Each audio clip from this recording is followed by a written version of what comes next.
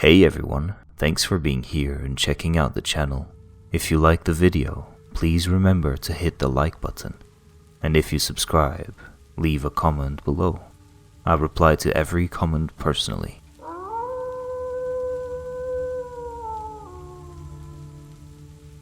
I had just finished the purchase process of a new apartment on the top floor of a small building, after gathering the money for a down payment for half my life. The first day I was in, I was told to not pay any attention to the neighbor above me. This was the first red flag I got after the impression I got that the real estate agent was trying to sell the house a little too fast. I was moving in on the first day, right after finishing the purchase, when I introduced myself to the bottom floor neighbor, a small elderly lady with glasses as thick as double-glazed windows and a dress so long half of the skirt part was dragging around the floor. "Don't make noise at night," she said. "You'll upset the man on the floor upstairs." Then she scurried away with her slider scratching on the floor, and told me exactly the same thing when she crossed my path again to get back home. This was probably why I didn't find it weird. I guess I just thought she was slightly senile, or just remembering the last person who lived there.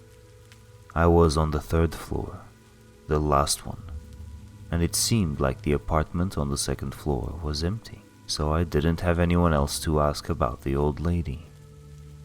The apartment itself was really modern, so when I finally settled in for the first night, I was happy enough to pass out with a smile on my face without being drunk. I'm a very independent female, 30, so you can imagine how having my own place like that could leave me in such a state of peace of mind. The peace of mind went away a little when during the night I woke up to strange noises coming from the second floor.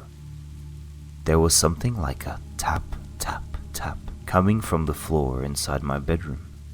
I checked the time and it was way too late to be calling anyone about a tapping sound, so I thought I'd call the agent during the next day to find out about any new unpredicted buyers that might be making a little too much noise. I had 2 more days off that I justified at work as what was needed to fully move in since I was alone. But really, I just wanted to relax a little in my new place and enjoy the freedom. The next day, I called the agent, but, you guessed it, he said there was no one living there, and there hadn't for a while, and what I heard might just be the pipes for the apartment below settling in due to lack of running water. With that explanation, I shrugged it off and went about my day.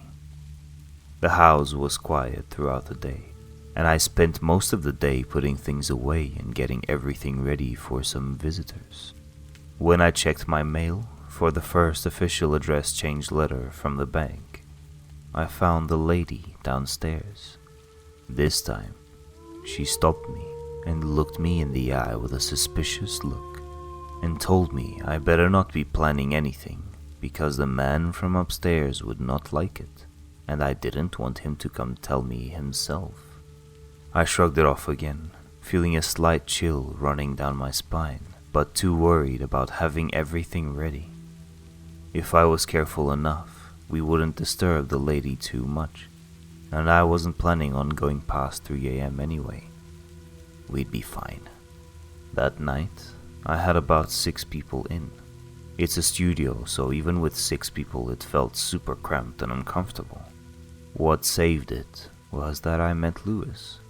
He was a good-looking, polite guy, my friend's colleague, and she had insisted he was perfect for me, so we invited him along. I must say, I was agreeing with her. He had a charm about him that, about 1 hour into the conversation, got me thinking about logistics if he were to move in. I had to push the thought away to preserve the independent part in me as much as I could, but at least I got his number. It was about 1 a.m. when the woman from downstairs came to knock at my door and asked me once more about the man upstairs, who would be very upset if I kept the party going. At this point, I was slightly altered by the drinks we had, and I just told her, sure, I would be careful, and slammed the door in her face to go back and keep my conversation with Lewis going. I'm sure you won't believe me, but eventually I just had the urge to kiss him before the night was over. And as everyone was leaving and he stayed behind, lingering in our chat, I landed one on him. He seemed surprised, but happy enough to smile and make me feel comfortable about my risk-taking.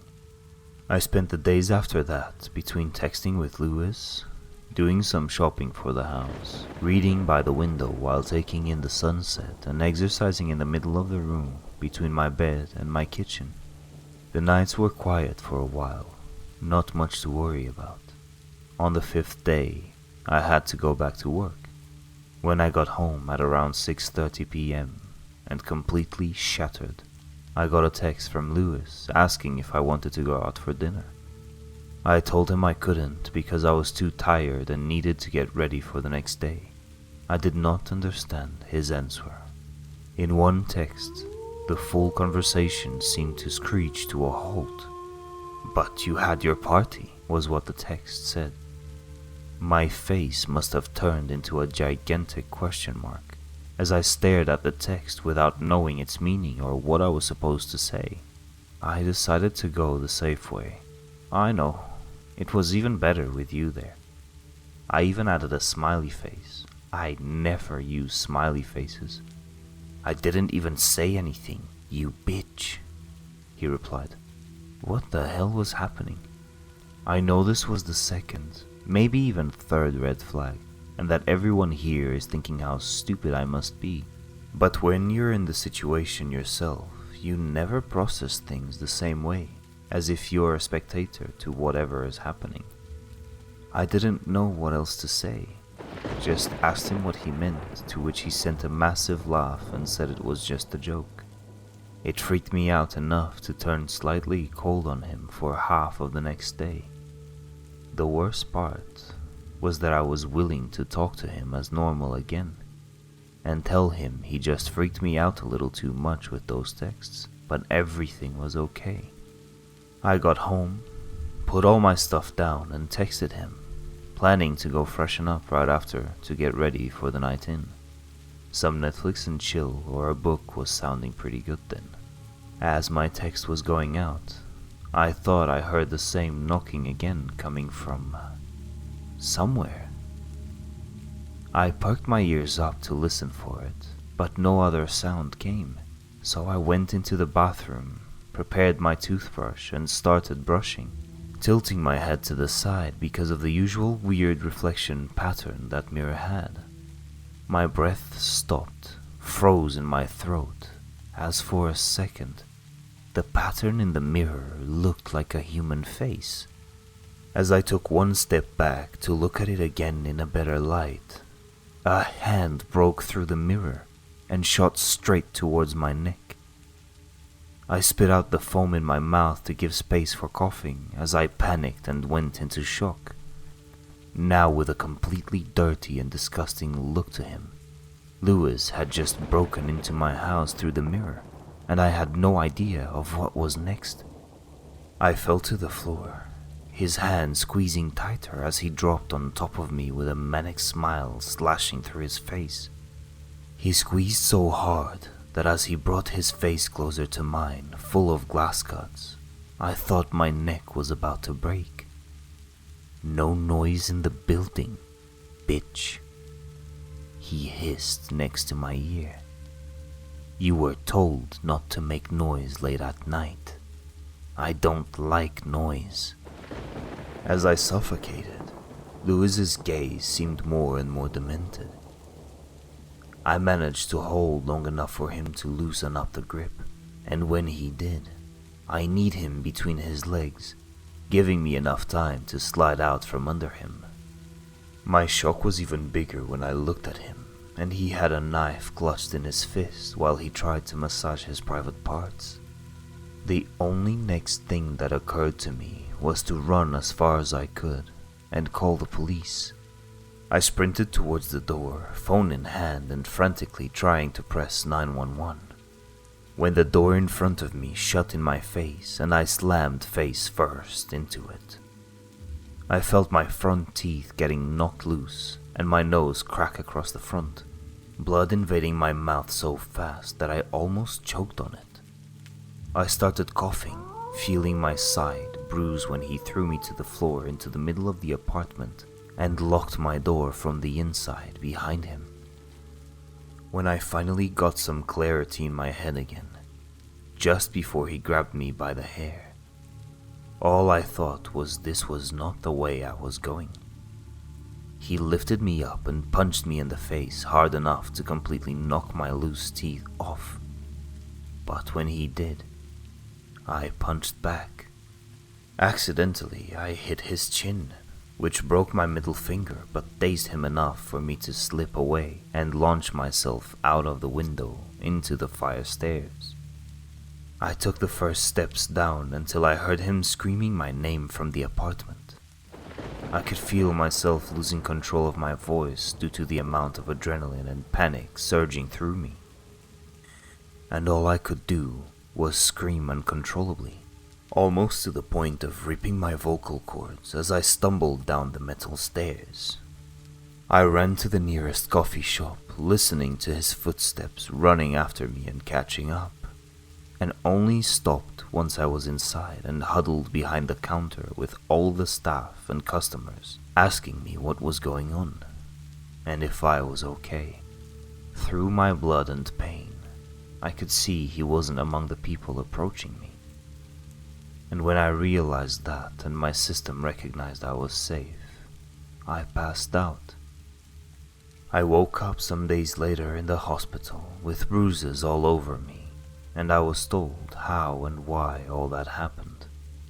The reason why the real estate agent was trying to sell the house so quickly was because the building was built to save up on materials, so the walls were made hollow and the mirror in the bathrooms was being used to cover that up. There was a man-sized space behind the walls and between apartments that would allow random people to crawl through and access other houses. I think the lady from the ground floor could see Lewis through her mirror as a threat whenever she made any noise at night, and she wanted to warn me about him, but couldn't because of her frail brain.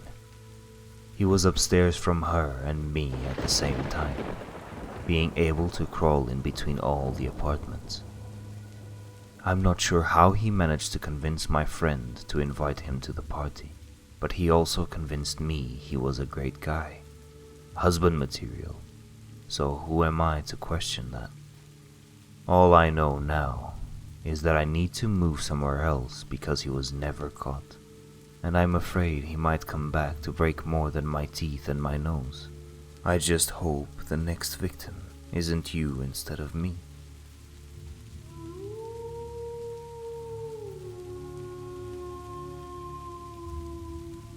Thank you for being here and watching the full video.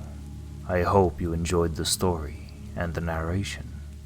If you did, be sure to spook the like button, and if you subscribe to the channel, please comment below. I answer all the comments personally.